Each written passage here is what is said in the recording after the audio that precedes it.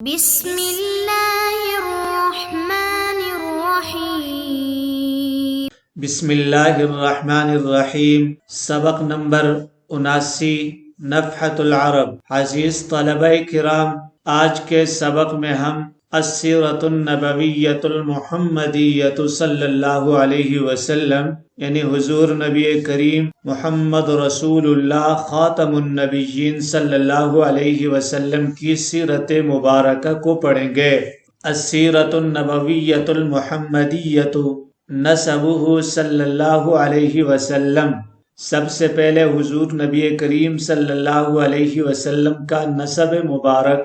اما من ابیہ فہو ابن عبد اللہ بن عبد المطلب بن ہاشم بن عبد مناف بن قصی بن کلاب بن مرہ بن کعب بن لوی بن غالب بن فہر بن مالک بن النضر بن کنانۃ بن خزیمہ بن مدرکہ بن الیاس بن مزرہ بن نزار بن معد بن عدنان۔ واما من امہ فهو ابن آمنة بنت وهب بن عبد مناف بن زہرہ بن کلاب ففی کلاب یجتمع نسبہ من الطرفین۔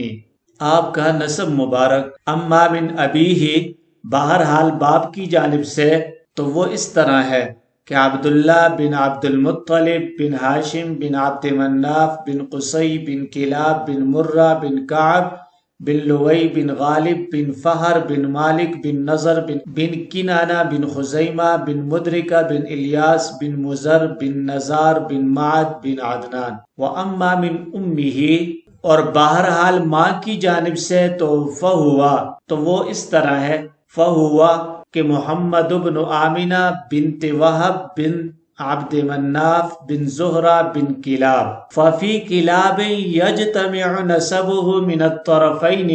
تو کلاب پر یعنی یہ جو کلاب بزرگ ہیں ان پر آپ صلی اللہ علیہ وسلم کا نسب طرفین سے مل جاتا ہے۔ وفات ابیہ صلی اللہ علیہ وسلم، آپ صلی اللہ علیہ وسلم کے والد ماجد کی وفات۔ تزوج ابوہ عبداللہ امہ آمنۃ فحملت به صلی اللہ علیہ وسلم وهو في بطن امہ ولم یورث مالا ولا عرضا الا 5 جمال وام ایمن وقطعة غنم۔ آپ صلی اللہ علیہ وسلم کے والد ماجد کی وفات۔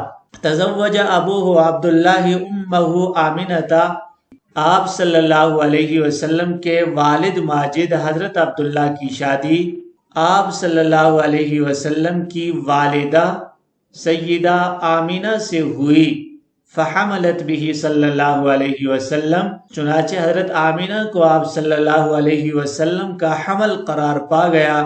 وَهُوَ فِي بَطْنِ أُمِّهِ، پھر آپ صلی اللہ علیہ وسلم شکم مادر ہی میں تھے، بطن مادر میں ہی تھے۔ فَمَاتَ عَنْهُ، کہ آپ کے والد ماجد کا انتقال ہو گیا۔ وَلَمْ يُورِثْ مَالًا وَلَا عَرْضًا إِلَّا 5 جِمَالٍ وَأُمَّ أَيْمَنَ وَقِطْعَةَ غَنَمٍ، اور 5 اونٹ اور ایمن باندی اور چند بکریوں کے سوا وراثت میں نہ تو کوئی مال چھوڑا اور نہ ہی سامان۔ یعنی آپ صلی اللہ علیہ وسلم کے والد گرامی نے وراثت کے اندر صرف یہی چیزیں چھوڑی تھی، 5 اونٹ، ایک باندی ایمن اور چند بکریاں۔ ولادتہ صلی اللہ علیہ وسلم، ولد بمکہ عام الفیل یوم الاثنین لاثنتی عشرۃ خلت من الربیع الاول علی الاصح من الاقوال، وكانت مضت على سيدنا المسيح 571 سنة وبينه وبين آدم 4600 سنة۔ روی انہ صلی اللہ علیہ وسلم کان عند ولادته ناظرا ببصره الى السماء وما وجدت امه ثقل حمله صلی اللہ علیہ وسلم كما تجد الحوامل۔ حضور نبی کریم صلی اللہ علیہ وسلم کی ولادت باسعادت۔ ولد صلی اللہ علیہ وسلم بمکہ یوم الاثنین لاثنتی عشرۃ خلت من الربیع الاول علی الاصح من الاقوال۔ آپ صلی اللہ علیہ وسلم کی ولادت صحیح ترین قول کے مطابق عام الفیل ہاتھیوں والے سال یوم الاثنین لاثنتی عشرۃ خلت من الربیع الاول 12 ربیع الاول بروز پیر شہر مکہ میں ہوئی۔ وكانت مضت على سيدنا المسيح 571 سنة، اور جبکہ حضرت مسیح علیہ السلام کی ولادت پر 571 سال گزر چکے تھے۔ وبينه وبين آدم 4600 سنة، آپ صلی اللہ علیہ وسلم اور حضرت آدم علیہ السلام کے درمیان 4600 سال کا فصل ہے، فاصلہ ہے۔ رویہ بیان کیا گیا ہے، مروی ہے کہ انہ صلی اللہ علیہ وسلم کان عند ولادتہ ناظرا ببصرہ الی السماء، کہ حضور نبی کریم صلی اللہ علیہ وسلم بوقت ولادت اپنی نگاہ آسمان کی طرف اٹھائے ہوئے تھے۔ وما وجدت امہ ثقل حملہ صلی اللہ علیہ وسلم، اور آپ کی والدہ کو آپ کے حمل کی تکلیف محسوس نہیں ہوئی، کما تجد الحوامل، جیسا کہ حاملہ عورتیں محسوس کرتی ہیں۔ رضاعتہ صلی اللہ علیہ وسلم، حضور نبی کریم صلی اللہ علیہ وسلم کی شیر خارگی، رضاعت دودھ پینے کی عمر۔ كانت نساء قریش لا يرضعن اولادهن فارضعته آمنة اياما قلائلا، ثم ارضعته سويبة جارية ابي لهب، ثم وقع هذه الشرف الاوفر والحظ الأكبر في أول سنة من مولده لحليمة بنت أبي كبشة السعدية، وبلغ صلى الله عليه وسلم الفطام عندها، وكانت أرضها ذات جدب وقحط، والسماء غير ماطرة، والأنعام هربا مثل أربابها، فعادت الأرض كأنها روزة خضراء، والسحار القفر كأنها داما، وطالت الزروع وامتلأت الزروع۔ حضور نبی کریم صلی اللہ علیہ وسلم کی شیر خارگی۔ کانت نساء قریش، قریش کی عورتیں، لا یرضعن اولادہن، اپنے بچوں کو دودھ نہیں پلاتی تھیں۔ فارضعته آمنة ایاما قلائلا، اسی وجہ سے حضرت آمنہ نے آپ صلی اللہ علیہ وسلم کو چند ہی روز دودھ پلایا۔ ثم ارضعته سویبۃ جاریۃ ابی لہب، پھر ابو لہب کی باندی حضرت سویبہ نے آپ کو دودھ پلایا۔ ثم وقع هذا الشرف الاوفر والحظ الاکبر فی اول سنۃ من مولده لحلیمۃ بنت ابی کبشۃ السعدیہ، اور پھر یہ کامل ترین شرف اور بڑا حصہ آپ کی ولادت کے پہلے سال ہی حضرت حلیمہ بنت ابی کبشہ سعدیہ کو حاصل ہوا۔ وبلغ صلی اللہ علیہ وسلم الفطام عندها، اور آپ صلی اللہ علیہ وسلم انہی کے پاس دودھ چھڑانے کی مدت کو پہنچے۔ وَكَانَتْ أَرْضُهَا ذَاتَ جَدْبٍ وَقَحْطٍ، اور اس وقت ان کی زمین خشک اور قحط زدہ تھی۔ وَالسَّمَاءُ غَيْرُ مَاطِرَةٍ، آسمان سے بارش نہیں ہو رہی تھی۔ وَالْأَنْعَامُ هَرْبَا مِثْلُ أَرْبَابِهَا، چوپائے اپنے مالکوں کی طرح بھاگ نکلے تھے۔